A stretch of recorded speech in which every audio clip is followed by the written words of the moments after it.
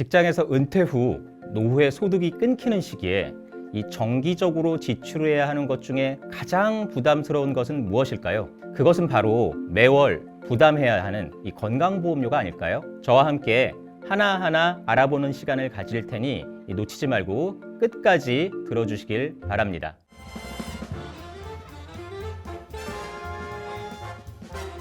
안녕하세요. 저는 여러분의 절세 도우미 세무사 정원준입니다. 2025년 이 소득에 대한 건강보험률이 2024년 요율과 동결됐습니다. 약 8% 정도 되는데요. 건강보험료 절세 팁을 알기 전에 건강보험에 대한 기본적인 지식을 알아야 될 텐데요. 먼저 우리 건강보험료가 부과받는 사람들은 크게 직장 가입자와 지역 가입자로 나눌 수 있습니다. 물론 건강보험료를 한 푼도 안 내는 일명 무임승차자는 이 피부양자라고 하는데요. 자, 우리 직장 가입자는 여러분 꼭 기억하셔야 되는 것이 건강보험료를 부과받을 때 오로지 소득에 대해서만 건강보험료가 부과됩니다. 하지만 이 지역 가입자는 이 재산세 부과받는 것들이 보통 부동산인데요. 이런 소득과 재산에 대해서 건강보험료가 부과됩니다. 직장 가입자가 부동산이 많으면 직장 가입이 훨씬 더 유리합니다. 지역 가입자라면 얘기가 다르겠죠. 이 소득 재산이니까 어마어마한 건강보험료는 지역 가입자 같은 경우는 물게 돼 있습니다. 자, 다음 피부양자 이 조건이 생각보다 까다롭습니다. 피부양자는 두 가지 요건을 충족해야지만 피부양자를 유지할 수가 있습니다. 첫 번째는 소득 요건인데 이 소득이 2천만 원 이하의 소득이 있어야 피부양자 유지가 됩니다. 이러한 소득이 연간 1,000만 원이 넘어야지만 건강보험공단에선 소득이 있다고 판단합니다. 1,000만 원이 안 되면은 소득이 없다고 판단해요. 자, 예를 들어서 연간 금융소득이 900만 원뿐이 안 된다. 그러면 이거는 0원으로 봅니다. 그러니까 1,000만 원 기준으로 소득 판단할 때 all와 nothing이 되는 거죠. 자, 두 번째로 재산 요건인데 재산세 과세 표준이 9억 원 이하여야지만 피부양자를 유지할 수 있습니다. 자, 재산세 과세 표준 이러니까 조금은 어려운데 재산세 과세 표준이란 여러분들 다 아시는 공시가격, 기준시가 이런 것에 대해서 이 공정시장가액 비율을 곱한 게 재산세 과세 표준입니다. 자, 주택은 공정시장가액 비율이 60%이고 이 토지하고 건축물은 70%가 공정시장가액 비율인데 단 우리 1세대 1주택자는 좀 더 혜택을 주기 위해 이 공정시장가액 비율이 43%에서 45%로 낮춰 있습니다. 자, 그래서 예를 들어 가지고 우리 재산세 과세 표준이 9억 정도 되려면은 주택 두 채 있다고 가정해 보면은 공시가격의 합이 15억 곱하기 60%가 9억이 되지 않겠습니까? 공시가격이 15억 이하면은 재산세 과세 표준 9억 이하로 재산 요건은 충족하는데 여기서 주의하셔야 할 점이 여러분 재산을 갖고 있으면은 한 번 허들을 더 넘어야 돼요. 이게 무슨 말이냐면은 재산세 과세 표준이 9억 이하, 소득도 9억 이하, 2천만 원 이하, 그럼 오케이. 근데 재산과 소득 중에 이 재산세 과세 표준이 만약에 9억은 안 되지만 5억 4천은 넘는다. 5억 4천만 원에서 9억 사이에 재산이 있다. 즉 재산세 과표가. 그러면은 이때는 소득 금액이 2천만 원 이하가 아니라 1,000만 원 이하여야지만 피부양자를 유지할 수 있습니다. 피부양자를 유지하기 위해서는 소득과 재산이 없다 하더라도 사업자 등록증 여부에 따라서 피부양자가 유지되거나 박탈될 수가 있어요. 사업자 등록을 낸 것만으로 피부양자를 탈락되지는 않고 내가 소득 금액이 플러스, 즉 수익이 나게 되면은 피부양자가 탈락됩니다. 그럼 계속적으로 마이너스를 내면은 사업자 등록증이 있다 하더라도 피부양자가 유지될 수는 있습니다. 또 한 가지로 이 사업자 등록증이 없는데 사업소득 있으신 분들이 계세요. 뭐 예를 들어서 프리랜서라든지 우리 보험 설계사라든지 이런 분들은 사업자 등록증은 없지만 이 원천징수 당하는 3.3%대는 사업소득이 있기 때문에 이런 분들은 소득 금액 500만 원이 넘게 되면은 피부양자 탈락합니다. 여기서 말하는 소득 금액은 이 매출, 이 수입이 아니라 매출에서 경비를 뺀 금액이 연간 소득 금액 500만 원이 넘게 되면은 피부양자 탈락합니다. 또 한 가지로 주택 임대소득이 있어도 피부양자에서 탈락할 수 있는데요. 주택 임대소득 미등록 임대사업자 같은 경우에는 매출이 연간 400만 원 이하로 발생해야지만 피부양자 유지할 수 있고 등록 임대사업자라 하면은 이 세무서에 사업자 등록증도 내고 또 민간임대주택특별법에 따라서 구청에다가도 임대사업자 신고를 한 이런 등록 임대사업자 같은 경우에는 연간 매출이 1,000만 원 이하여야지만 피부양자를 유지할 수 있습니다. 자, 건강보험 피부양자 소득 판단을 예를 한번 들어보겠습니다. 연간 금융소득이 1,200만 원 발생하고 이분이 또 연간 국민연금 900만 원을 수령하세요. 두 개 합하면은 2,100만 원이지요. 합산소득 2천만 원 초과되기 때문에 이분은 건강보험 피부양자에서 탈락합니다. 사례 2번을 한번 보시겠습니다. 자, 연간 금융소득이 900만 원 발생했어요. 근데 연간 국민연금 1,200만 원 수령합니다. 근데 아까 제가 말씀드렸듯이 연간 금융소득이 1,000만 원 이하기 때문에 이러한 경우에는 이 건강보험공단에서 0원으로 판단합니다.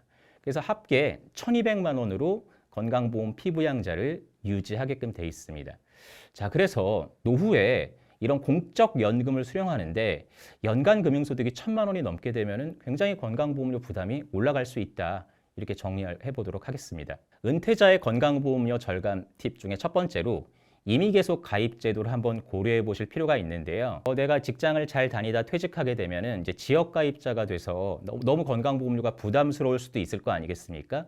자, 그런데 이 건강보험 임의계속 가입 제도라고 해서 내가 1년 이상 근무했던 직장에서 퇴직할 경우에는 내가 그 직장에서 받았던 건강보험료 4% 정도 부담한 거 있지 않습니까? 이런 형태로 계속적으로 지역가입자로 36개월 정도 인정해주는 제도가 있어요. 단 이거는 주의하셔야 할 점이 퇴직 후 최초 지역가입자의 고지서 납부기한으로부터 2개월 이내에 신청해야 합니다. 하지만 여러분 임의계속 가입 제도를 신청하는 게 항상 유리한 게 아닙니다. 퇴직 직전에 고액 연봉자의 경우 오히려 임의계속 가입 신청이 전혀 유리하지 않을 수 있다 하는 말씀도 드리도록 하겠습니다. 자, 은퇴자의 건강보험료 절감 팁 중에 두 번째, 피부양자가 될 수 없으면은 직장가입자가 되어라. 특히나 부동산이 많다 그러면은 지역가입자보단 직장가입자가 유리한데 좀 발상을 전환했으면 좋겠어요.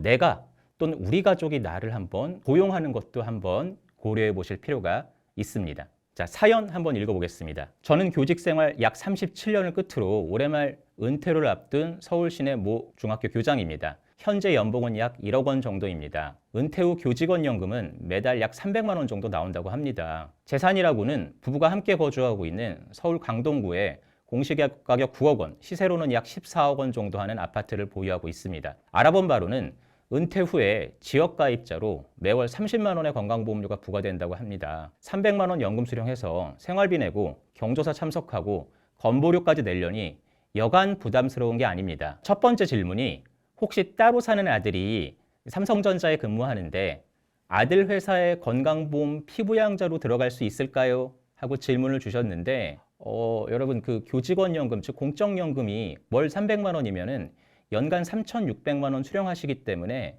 연소득 2천만 원 초과로 피부양자 절대 되실 수가 없습니다. 자, 두 번째 질문이 만약 제가 피부양자로 못 들어가면은 부인이라도 아들 회사에 피부양자로 올릴 수 있을까요? 이렇게 질문하셨는데 부부 중 한 사람이라도 소득 요건, 그 2천만 원 소득 요건에 지키지 못해서 피부양자에서 박탈되면은 다른 부부도 자녀의 피부양자로 등재할 수가 없습니다. 부부 전체 소득과 재산에서 세대별로 건강보험료가 지역가입자로 부과되기 때문에 노후의 건강보험료가 이래서 무서운 겁니다, 여러분. 자, 세 번째로 피부양자가 되지 못한다면 건강보험료를 좀 절감할 수 있는 방법이 있을까요? 하고 질문을 하셨는데요. 우리 은퇴를 앞둔 우리 교장 선생님이 교직원연금 300만 원에 서울 강동구 공시가격 9억짜리 아파트를 보유하고 있는데 자, 시골에 조그만 또 집이 하나 있어서 2주택자로 가정해 보겠습니다. 자, 그러면은 지역가입자로 건강보험료가 월 30만 원 정도 나옵니다. 이분이 만약에 임의계속가입 제도를 신청하게 되면은 연봉이 1억 원, 월급으로 한 830만 원 정도 받으신 거거든요, 세전으로. 그럼 건보료가 월 38만 원 나와요. 임의계속가입제도 신청이 더 오히려 불리한 거죠. 지역가입자로 가만히 있는 게 유리한데 여러분 좀 더 줄일 수 없을까? 이분 같은 경우에는 경기도 파주에 이 전원 단지를 좀 만들어서 여기 카페를 운영하고 싶은 꿈이 있으셨습니다. 그래서 이분이 만약에 카페를 법인을 차려서 여기서 법인에서 대표자가 돼서 근로소득 월 80만 원이 발생하게 되면은 이제부터 직장가입자가 되는 거죠. 여러분 근로소득 월 80만 원 가지고 교직원연금 300만 원이 깎이지 않습니다. 자, 그러면 교직원연금 300만 원 그대로 받고 여러분 재산도 유지하고 근로소득도 발생했어요. 오히려 소득이 늘었는데 건강보험료는 전체 얼마로 줄어들냐면은 8만 5천 원으로 줄어듭니다. 부인도 내 회사에 이제 피부양자 등재가 가능한 거죠. 여러분들은 어떤 거를 선택하시겠습니까? 자, 우리 법인 설립 관련해서 좀 알아보겠는데요.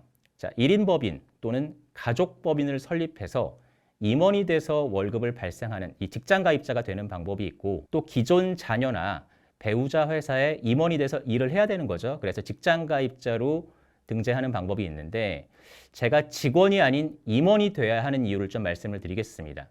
임원은 근로자가 아니기 때문에, 근로기준법상 근로자가 아니기 때문에 최저임금 준수 의무가 없어요.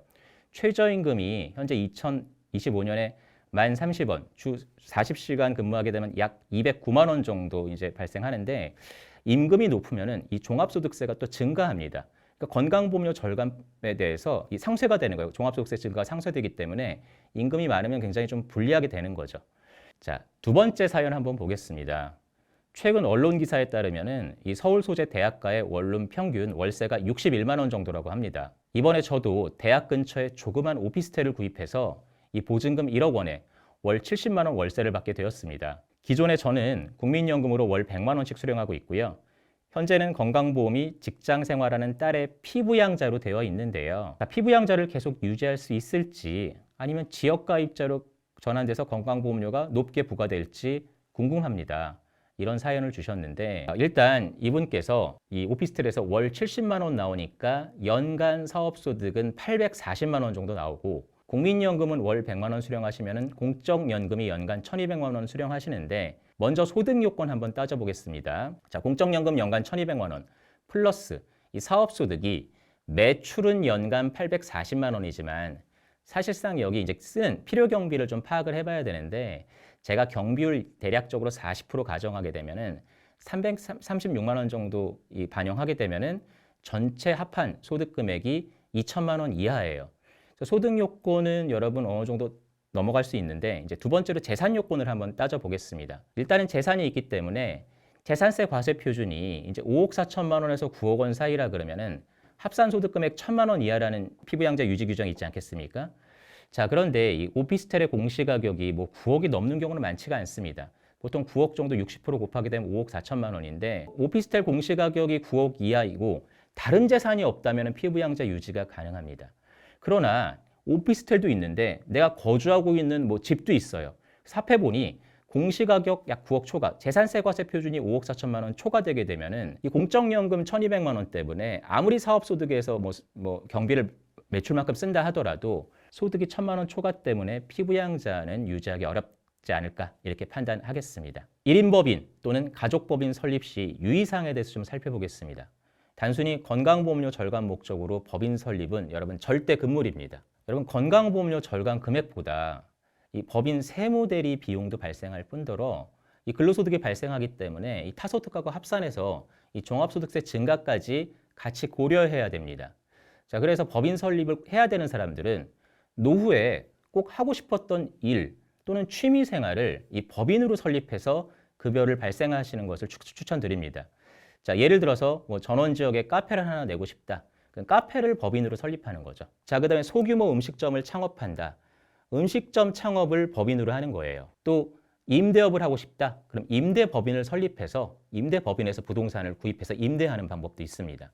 건강보험료 절감 사례 두 번째, 지역가입자에서 직장가입자가 됐을 때 굉장히 유리한 사례를 한번 보겠습니다. 임대업을 영위하고 있는 62세 은퇴자가 계신데, 이 상가 공시가격 20억 원 정도 되는 걸 운영하고 계시고, 또 다가구 주택도 운영하고 계신데 공시가격이 15억 정도 돼요. 월세가 1,000만 원 들어옵니다. 1년 매출은 1억 2천만 원인 거죠. 여기서 필요경비 5천만 원을 빼서 종합소득 금액은 7천만 원 정도 발생하시면은 건강보험료가 지역가입자로 월 80만 원 정도 나옵니다. 자, 그런데 만약 이분이 이런 임대업 그대로 유지하시면서 뭐 카페를 하나 법인으로 차려서 뭐 근로소득 발생시켰다. 법인으로 차려서.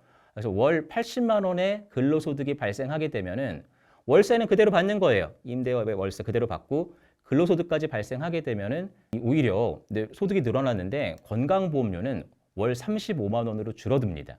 여러분, 일단 부동산은 직장가입자는 빠져버리고 이 직장 근로소득에서 발생하는 타소득은 2천만 원 초과분에 대해서 건강보험료가 부과되기 때문에 이렇게 부동산이 많은 사람들은 지역가입자보다 직장가입자가 굉장히 유리한 결과를 볼 수 있습니다. 은퇴 후 건강보험료 절감 총 정리 한번 해보겠습니다. 첫 번째, 이 과세되는 금융소득을 1,000만 원 이하로 조절하자. 그래서 비과세 금융 상품을 최대한 활용하시는 것이 필요하겠습니다. 비과세 종합저축이라든지 ISA 계좌라든지 10년 이상 장기저축성 보험이 대표적인 비과세 금융 상품입니다. 자, 두 번째, 임의계속 가입제도 신청을 고려하자. 3년간 직장 가입자로 간주하는데요. 이 지역 가입자 건강보험료보다 유리할 때 신청하는 겁니다. 단, 퇴사 직전에 연봉이 높을 경우에는 유리하지 않을 수 있습니다. 따라서 1인법인 또는 가족법인에서 최소한 1년 이상 근무한 다음에 이 최저임금 대상이 아닌 임원 대상으로 연봉 최소화한 다음에 퇴사해서 임의계속 가입제도를 신청할 경우 상당히 유리합니다. 세 번째, 1인법인 또는 가족법인을 설립하자. 즉, 법인이 나를 고용하자는 겁니다. 남의 회사에 명의만 등재하는 일명 허위 직장 가입자는 매우 위험합니다. 내가 하고 싶었던 일을 법인으로 설립해서 대표이사 또는 임원이 돼서 근로소득을 발생시켜 직장 가입자가 되어라 하는 절감 팁입니다. 자, 이번 시간에는 은퇴 후 건강보험료를 절감하는 팁에 대해서 알아봤는데요. 다음 시간에는 좀 더 좋은 내용으로 찾아뵙겠습니다. 감사합니다. 매월 월세가 들어오는데 이 세금을 한 푼도 안 낸다면 참 좋겠죠. 그런데 주택 임대소득에 대해서 세금을 한 푼도 안 내는 비과세 소득이 있는 거 알고 계십니까? 이 건강보험료 부과도 되지 않는데요. 노후에 특히 이런 소득이 있으면 정말 좋겠죠. 안녕하세요. 저는 여러분들의 절세 도우미 세무사 정원준입니다.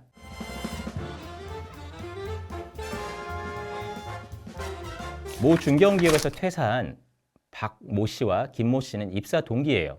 자, 두 명은 같은 시기에 퇴사해서 퇴직금과 대출금으로 각자 평소 받은 이 부동산을 구입했습니다. 근데 박 씨는 다가구 주택을 구입했고 김 씨는 주거용 오피스텔 세 채를 구입했습니다. 여기서 다가구 주택은 이 주택법상 등기가 하나로 돼 있는 호수가 여러 개 있다 하더라도 그리고 하나의 단위로 거래되는 것을 다가구 주택이라고 합니다. 투자 금액은 비슷하였고 현재 둘 다 월세는 월 300만 원 정도 들어옵니다. 최근에 오랜만에 박 씨와 김 씨가 서로 만났는데요. 서로 세금과 건보료 얘기를 하다가 깜짝 놀랐습니다. 김 씨 막 세금과 건보료 때문에 미치겠어. 오피스텔 임대하면서 연간 400만 원이나 부담하고 있거든. 박 씨는 나는 세금과 건보료를 한 푼도 안 내는데. 여러분, 어떻게 이런 일이 있을 수 있을까요? 자, 주택 임대소득 과세 요건과 과세 방법에 대해서 좀 살펴보겠습니다. 자, 우리 과세 요건 주택수 기준인데요. 월세가 얼마 들어온다 하더라도 1주택자의 임대소득은 비과세예요. 자, 그런데 2주택 이상이면은 이 월세 소득에 대해서 과세가 됩니다. 또한 보증금을 받는 경우도 있는데요. 1주택, 2주택자까지는 보증금에 대해서 과세를 전혀 하지 않습니다. 비과세인데 3주택 이상부터 간주 임대료라 그래서 보증금에 대해서 세금을 계산하는데요. 단 보증금 합산 3억 원 초과 시에만 3주택자는 간주 임대료 과세를 합니다. 여기서 또 주의하셔야 될 점은 이 기준시가, 즉 공시가격 12억 원 초과 주택은 그 다음에 국외 소재 주택은 1주택자라도 여러분 과세가 됩니다. 이건 좀 주의하셔야 되고요. 그다음에 소형주택이라고 해서 주거 전용 면적이 40제곱미터 이하이면서 기준시가, 즉 공시가격이 2억 원 이하인 주택은 간주임대료 과세 대상 주택에서 완전 제외예요. 그래서 내가 100주택을 임대하고 있는데 전부 다 소형주택인데 전부 보증금만 받는다 하면은 여러분 전혀 과세되지 않습니다. 그리고 주택 임대소득은 이 과세 방법이 2천만 원 이하로 매출이 들어온다 하면은 종합과세와 분리과세를 선택하게끔 돼 있습니다. 그 다음에 2천만 원 초과되게 되면은 반드시 종합과세가 됩니다. 개정세법을 좀 알아보겠는데요. 현재는 2주택은 전세보증금 받게 되면은 세금이 한 푼도 부과되지 않잖아요. 근데 2026년 귀속소득부터 고가 2주택, 즉 공시가격 12억 원 초과 주택 2개 있다 그러면은 임대한 이 전세보증금이 합산 12억 원 초과할 경우 이 간주임대료가 내년부터 과세가 된다 하고 정리하시면 되겠습니다. 자, 우리 박 씨의 다가구 주택은 건물 전체가 하나에 등기가 되어 있어 소득세법에서는 한 채로 간주합니다. 따라서 부부 합산 1주택이 이 다가구 주택일 경우 공시가격 12억 원 이하라면은 월세가 얼마 들어온다 하더라도 월세 소득은 전액 비과세가 됩니다. 비과세 임대소득은 국세청에 종합소득세 신고를 별도로 할 필요가 없습니다. 자, 비과세 소득은 건강보험공단에도 통보가 되지 않기 때문에 건강보험료 산정 대상 소득에 대해서도 제외가 됩니다. 자, 김 씨는 주거용 오피스텔 세 채에 대해서 연간 총 3,600만 원의 월세를 받고 있어요. 자, 여기서 필요경비가 50%인 약 1,800만 원 발생했다고 가정해 보겠습니다. 보통 오피스텔 임대하게 되면은 실제 쓴 경비를 원래 비용 처리해야지만 원칙이지만 이 경비가 모자라기 때문에 이런 경우에는 국가에서 이 단순 경비율이라 그래서 한 42% 정도 이렇게 인정해주는 이 경비율 제도가 있는데 이 사례에서는 좀 여러분들 이해를 좀 쉽게 하기 위해서 필요 경비가 실제로 50% 정도 들어갔다고 가정 한번 해보겠습니다. 자, 그렇다면은 우리 김 씨의 경우 매출액에서 경비를 뺀 소득 금액은 1,800만 원이죠.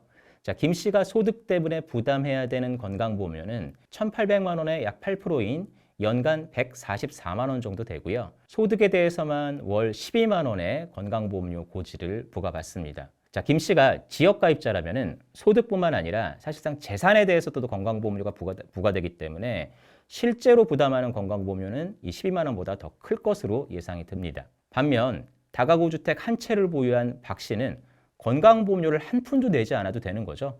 자, 김 씨와 마찬가지로 월 300만 원, 연간 3,600만 원의 월세 수입이 발생하지만 이 비과세 소득으로 분류돼서 건강보험료가 0원입니다. 자, 김 씨가 또 연간 256만 원 내야 되는 이 종합소득세도 이 박 씨는 한 푼도 내지 않습니다. 매년 똑같이 월세 소득이 발생하는데도 어떤 형태의 주택을 보유했는지에 따라 이 부담해야 되는 세금 등이 연간 400만 원이나 차이가 나는 것인데요.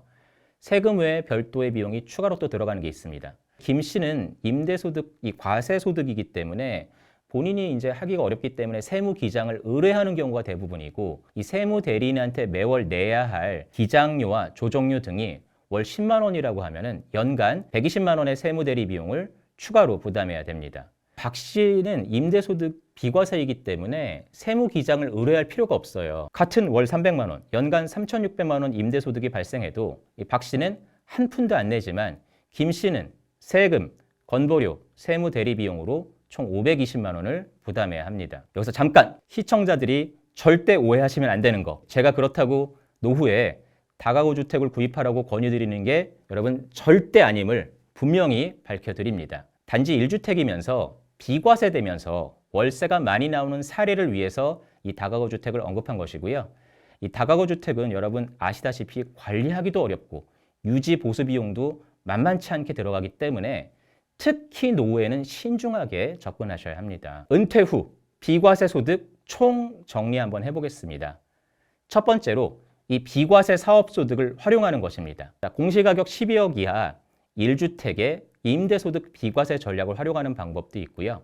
현행 세법에서는 이 작물 재배업 소득에 대해서는 연간 매출 10억 원까지 여러분 비과세 해줍니다. 또한 여러분 식량 작물 재배업, 쌀이라든지 이렇게 뭐 식량을 활용할 수 있는 이런 작물을 재배로 발생하는 소득은 무제한 비과세가 가능합니다. 또한 두 번째, 비과세 금융소득을 활용하는 것입니다. 자, 비과세 종합저축을 가입하고 또 개인종합자산관리 계좌, 일명 ISA 계좌에 가입하시는 것도 필요하겠고요. 금융기관마다 뭐 조합원 출자금, 예탁금을 비과세 한도만큼 가입하는 것도 필요하겠습니다. 이 장기저축성 보험도 10년 이상 유지하면은 비과세가 가능하기 때문에 이런 것도 한번 꼼꼼히 알아보실 필요가 있겠고요. 세 번째로 비과세 양도소득을 활용하는 것입니다. 자, 1세대 1주택 양도차익, 양도세 비과세를 활용하는 방법도 있고요. 또 일시적 2주택이라고 해서 집이 한 채 있는데 이제 한 채를 더 사요. 그러면은 이걸 2주택으로 보는 게 아니라 3년 동안은 일시적 2주택으로 간주하기 때문에 기존 주택을 처분할 때 양도세 비과세를 활용할 수 있겠습니다. 또한 이 동거봉양 목적으로 아버지와 아들이 집이 한 채 있는데 합가하는 1세대 2주택도 여러분 10년 내에 먼저 파는 주택 비과세, 한 채 남았잖아요. 한 채는 또 처분하게 되면 1주택이기 때문에 비과세, 둘 다 비과세를 활용할 수가 있겠습니다. 오늘 박 씨와 김 씨의 사례를 들어 이 비과세 소득에 대해서 알아봤는데요. 이 현명한 노후 대비는 은퇴 후에 준비하는 것이 아니라 바로 지금부터 준비해야 한다는 것을 꼭 명심해야 하겠습니다. 감사합니다.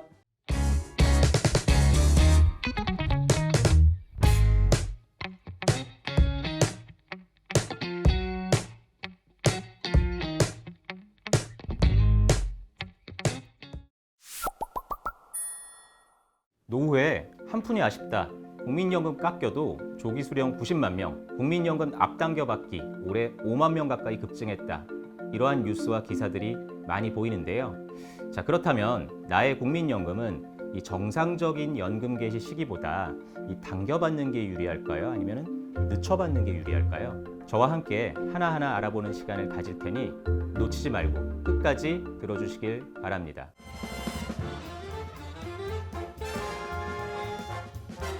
자, 우리 정상연금 개시보다 앞당겨받는 조기 수령, 자, 반대로 늦춰받는 연기연금은 무엇일까요? 정상연금 개시가 이 출생 연도마다 조금씩 다릅니다.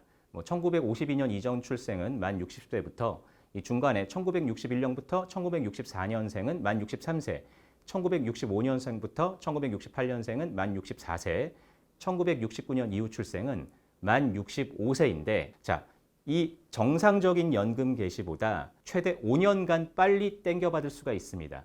자, 이때 1년 빨리 받을 때마다 연 6%씩 감액이 돼요. 반대로 자, 늦게 받을 수 있는 거거든요. 최대한 5년 늦게 받을 수 있는데 1년 늦게 받을 때마다 이때는 연 7.2%씩 증액이 됩니다. 그래서 우리 65세 기준으로 최대한 땡겨받을 수 있는 조기 수령은 만 60세가 되는 거고, 만 65세 정상적인 연금 개시 시기에서 최대한 늦게 땡겨받는 거는 만 70세부터 가능하다 하는 말씀 드리도록 하겠습니다. 자, 그렇다면 이 조기 수령은 얼마나 감액되고, 이 반대로 이 늦춰받는 연기연금은 얼마나 증액되는지 이 구체적인 숫자로 한번 알아보도록 하겠습니다.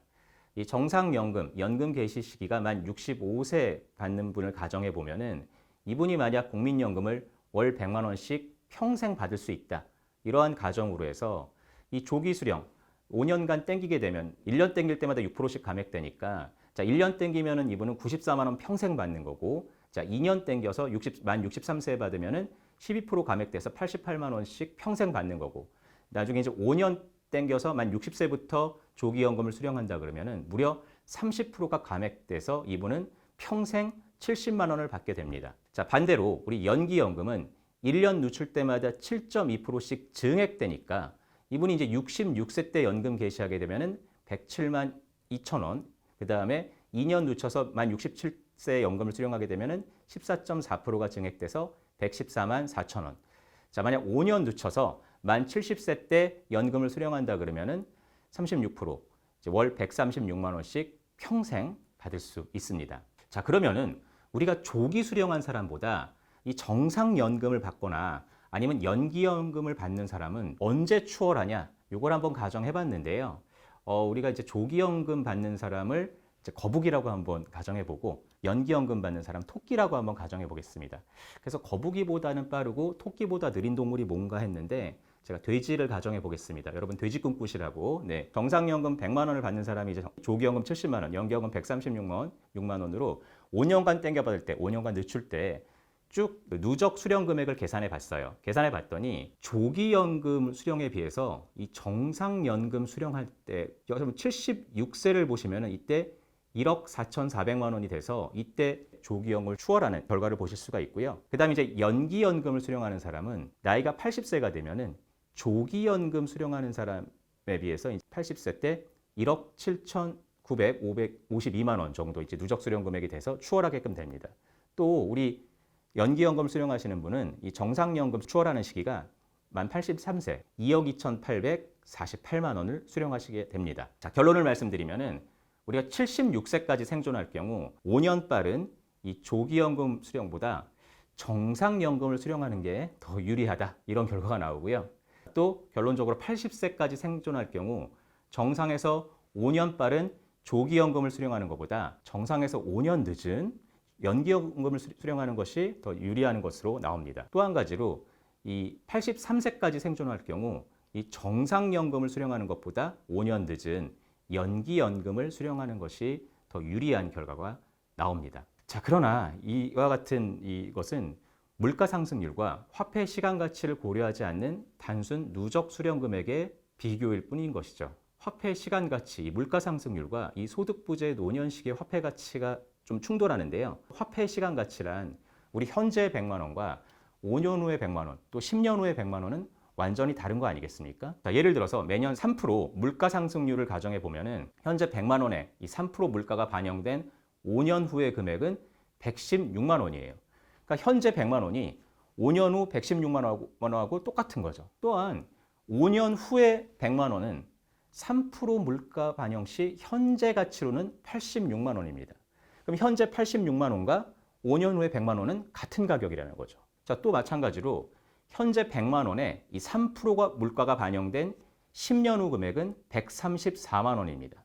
마찬가지로 10년 후에 100만 원은 3% 물가 반영 시 현재 가치로는 74만 원입니다. 화폐 시간 가치 측면에서 물가 상승률이 높다는 가정하에 동일하게 사망 시기가 동일하게 되면 조기 수령이 매우 유리한 결과가 나옵니다. 자, 그런데 우리가 이제 화폐 시간 가치만 고려하는 게 아니라 이 소득 부재 시기 노년에는 현재 경제 활동할 때 100만 원과 노후의 100만 원이 완전히 다르잖아요. 나에게 주어진 100만 원을 비교하면은 노후의 100만 원이 훨씬 소중할 수도 있습니다.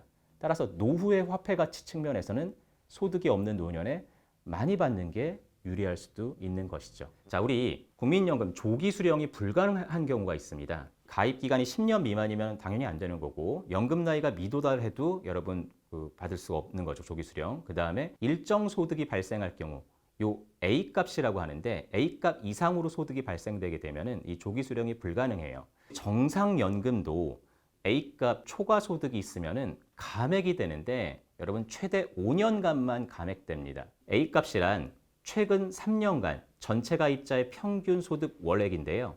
2025년에는 308만 9,062원으로 이제 공표가 됐습니다. 약 309만 원 정도 됩니다. 자, 그럼 이 309만 원의 월 소득이 넘으면은 우리 국민연금이 감액된다는 거죠. 이 표와 같이 감액이 되는 건데요.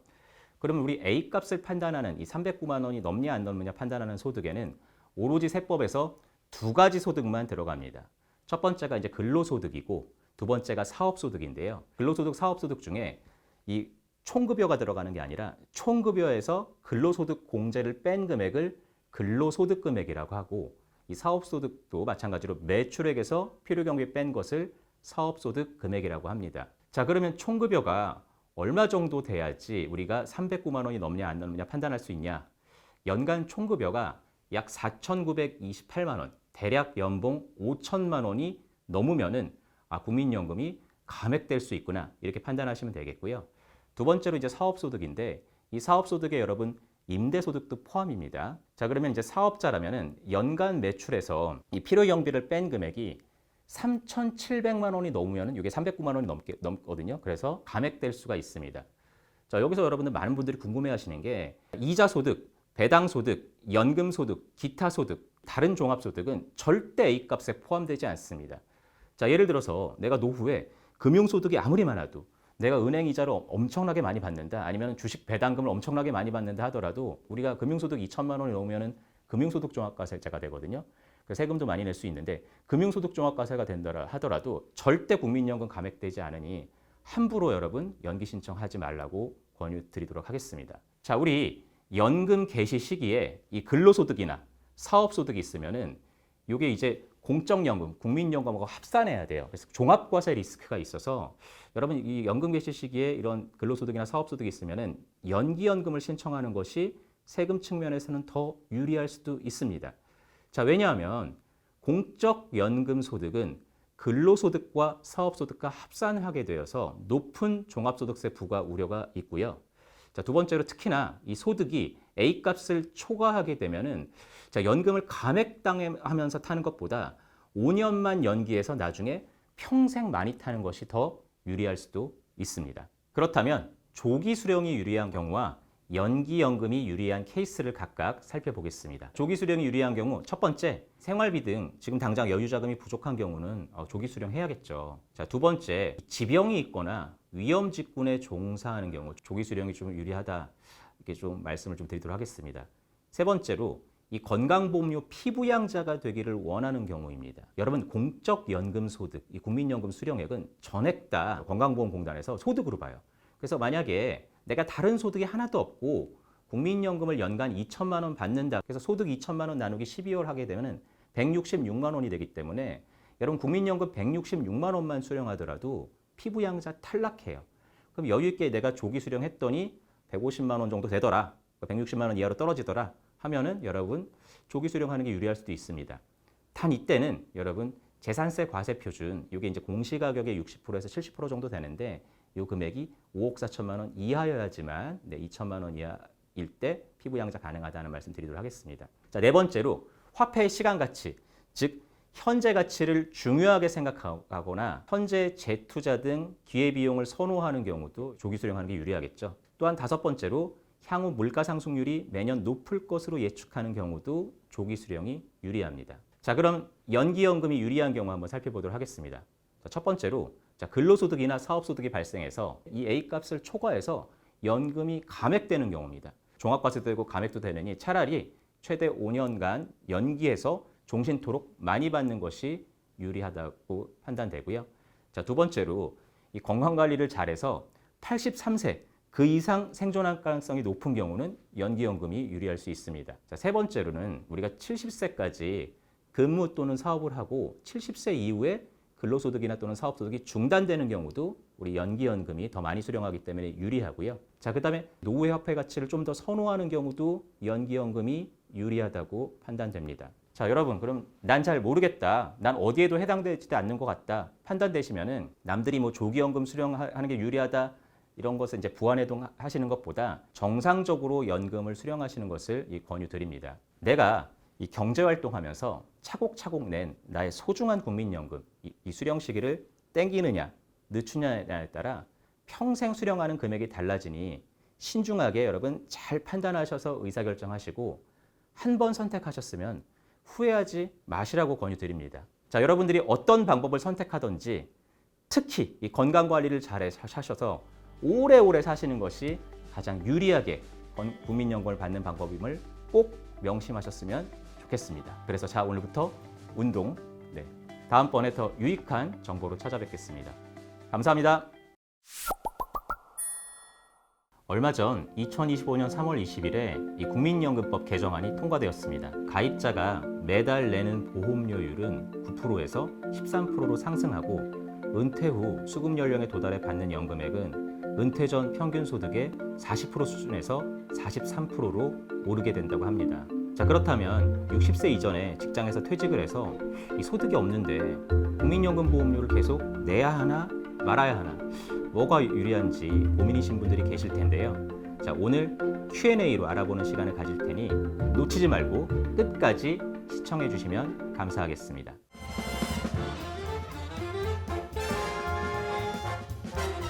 자, 첫 번째 질문입니다. 직장에서 퇴직하여 실업 상태가 되면은 별도의 국민연금관리공단에 신고해야 하나요? 여러분, 직장에서 퇴직해서 이제 실업을 하게 되면은 국민연금 사업장 가입자에서 지역 가입자로 전환이 됩니다. 그럼 주민등록 주소지로 지역 가입자 자격 취득 신고서가 발송이 되거든요.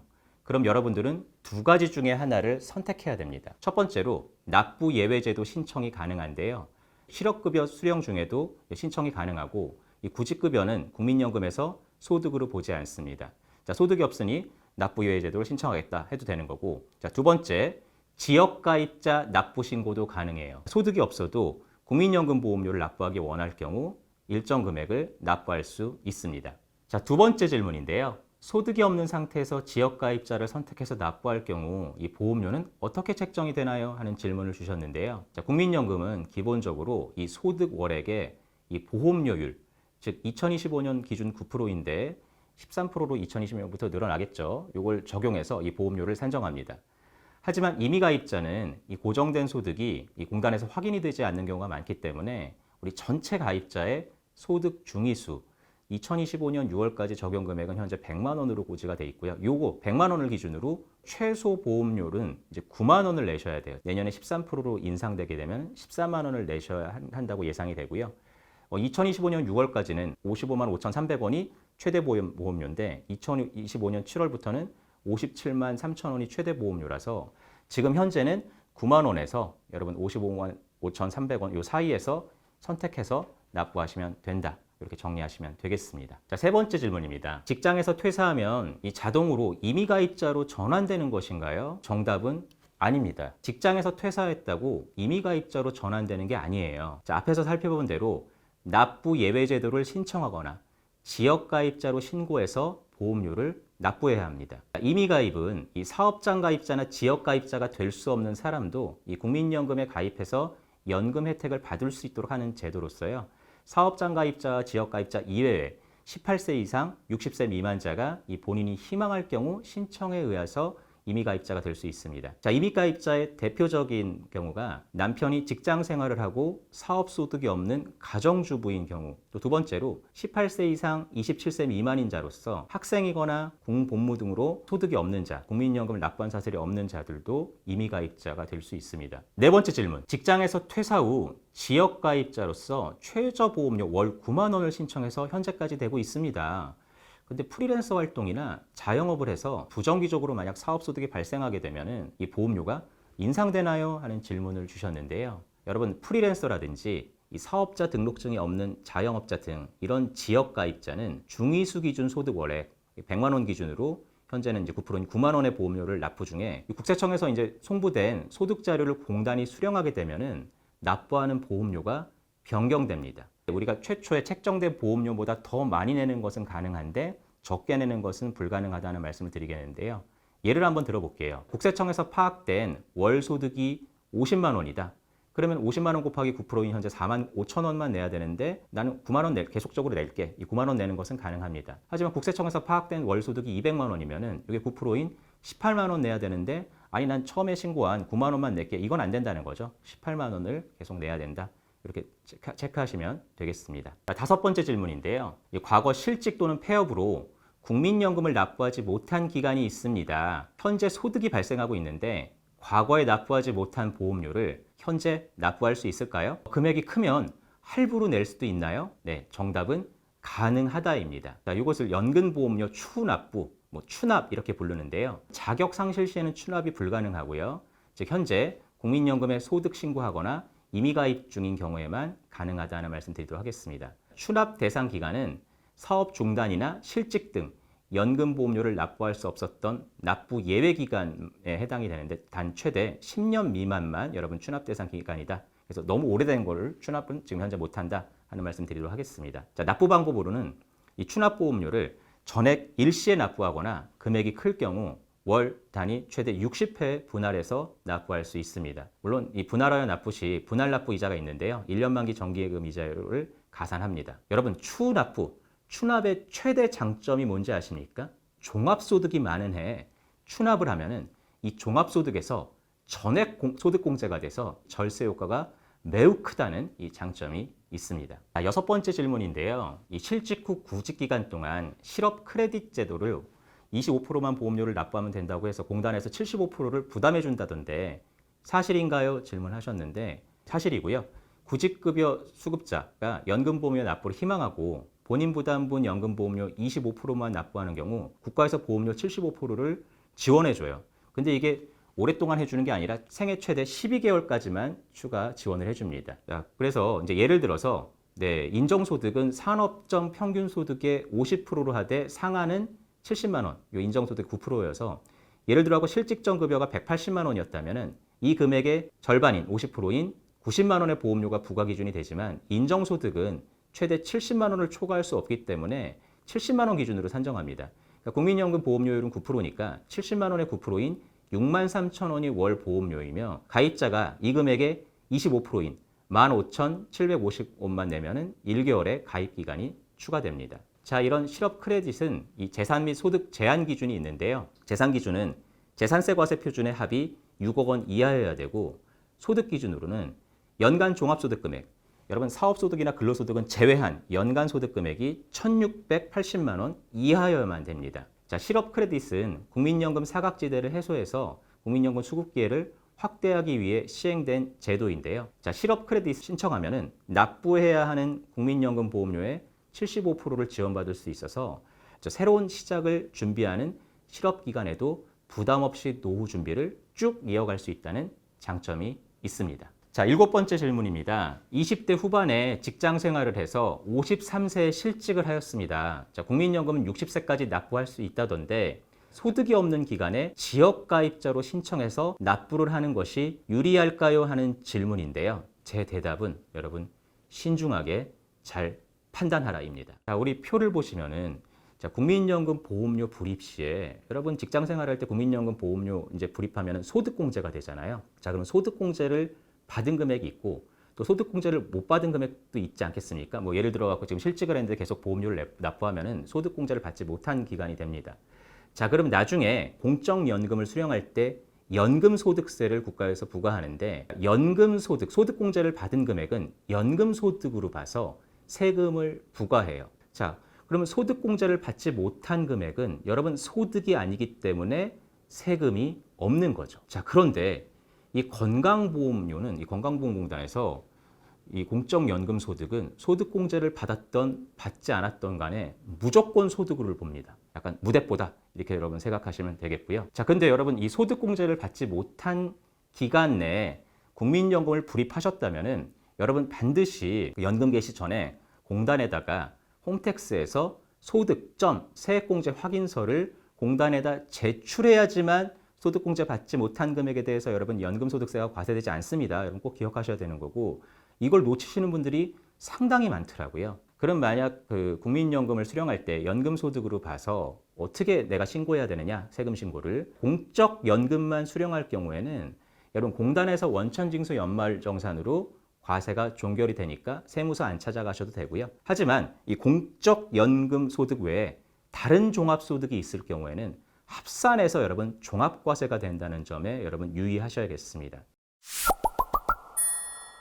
자, 오늘의 결론. 안 내도 될 때 내지 말고 소득이 많이 발생한 해에 소득공제용으로 추납하라입니다. 국민연금 납부액은 이 전액 소득공제돼서 이 불입 시에 절세가 된다는 장점이 있습니다. 그러나 이 소득이 없는 기간에 국민연금을 납부하는 것은 이 소득공제도 받지 못하고 연금 수령 직전 공단에 소득점 세액공제 확인서를 홈택스에서 출력해서 제출해야 그 소득공제 받지 못한 부분도 연금소득세 과세 대상에서 제외되고 깜빡하고 제출 못한 경우에는 연금 수령 시에 전액 연금소득세가 과세되며 다른 종합소득, 예를 들어서 사업소득, 임대소득이 있을 때 이 공적연금소득은 전부 다 합산해서 종합과세될 수 있는 리스크가 있습니다. 즉 나중에 연금 탈 때 이 건강보험료 산정 기준소득에 여러분 국민연금 수령액은 무조건 포함이니 건강보험료 절감 측면에서는 국민연금을 많이 수령하는 것이 여러분 절대 유리하지 않습니다. 계란을 한 바구니에 담지 말라, 즉 공적연금에 몰빵하지 말라 이 말씀을 좀 드리고 싶고요. 자, 국민연금 말고도 대체할 수 있는 사적 금융 시스템을 좀 이용하셨으면 좋겠어요. 특히나 이 노후에 건강보험료에 불리한 공적연금에 내 노후 자금을 전액 투자하는 것보다 연금저축이나 개인연금보험 등에 분산해서 가입하시는 것을 권유드립니다. 자, 따라서 이 절세 측면에서는 실직 기간에는 납부 예외 제도를 신청하고 이 소득이 발생했을 때 그 해에 국민연금 납부액은 전액 소득공제되므로 이 소득이 많이 발생해서 종합소득세 부담이 클 것 같은 해 추후납입, 즉 추납을 하는 것이 가장 유리하다고 말씀드립니다. 자, 퇴직 후 국민연금 보험료 총 정리 한번 해보겠습니다. 첫 번째, 실업 크레딧 제도를 활용하라. 구직 기간 동안 25%의 보험료를 부담하면 나머지 75%는 공단에서 부담하는 실업 크레딧 제도를 적극 신청하라입니다. 생애 최대 1년간만 지원 가능합니다. 두 번째, 추납입, 즉 추납은 종합소득이 많이 발생한 해에 실행하라입니다. 자, 국민연금 추납은 당해년도의 종합소득에서 소득공제가 되기 때문에 소득이 높을 경우 절세 효과가 매우 커요. 6.6%에서 최대 49.5%만큼 절세가 됩니다. 소득이 없는 기간에 국민연금을 납부한 것은 소득공제 혜택도 없고 추후 연금 수령 시에는 건강보험에서는 전액 연금소득으로 보아 건강보험료가 부과될 수 있으니까 신중하라고 말씀을 드립니다. 자, 세 번째, 국민연금의 대체수다인 사적연금, 개인연금 등의 포트폴리오를 구성하라입니다. 국민연금, 공무원연금, 교직원연금 등 이런 공적연금 수령액이 많을 경우 이 건강보험 측면에서는 상대적으로 불리합니다. 노후연금은 공적연금뿐만 아니라 연금저축, 비과세 장기저축성보험, 개인연금, 퇴직연금의 연금 수령액 이런 포트폴리오를 구성해서 수령하시는 것이 좋다 이렇게 말씀을 드리겠습니다. 자, 국민연금에 대한 더 궁금한 사항은 국민연금 고객센터 국번 없이 1355에 전화하셔도 되고요. 가까운 국민연금관리공단 지사에 내방하시면은 내 연금 상담도 가능하고 향후 불입 금액에 따른 연금 예상액도 시뮬레이션에서 안내해 드린다고 합니다. 이번 시간에는 퇴직 후 납부하는 국민연금 보험료에 대해서 알아봤는데요. 다음 시간에는 더 좋은 내용으로 찾아뵙겠습니다. 감사합니다.